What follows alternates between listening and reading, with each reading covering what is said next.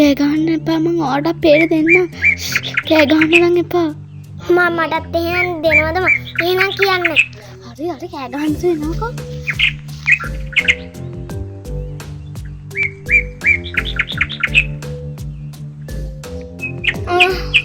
අනේ කෝකෝ මටත් කෑල්ලක් දෙන්නකෝ. ගන්න දෙක.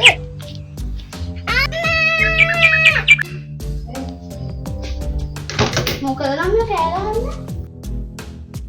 මොකද මේ? අම්මේ ලොකු තනියම පේර කනවා.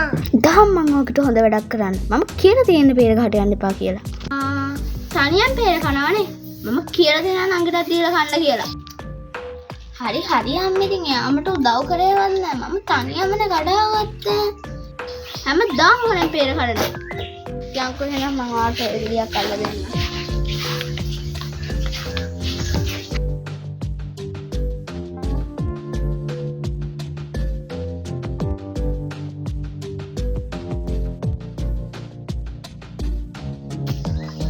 හරිය තියෙන්නේ.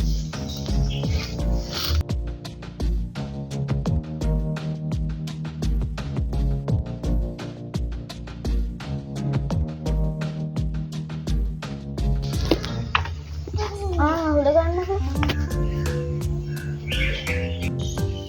Thank you අම්මේ. පාපංකෝ මම යන වැඩක් කරගන්න.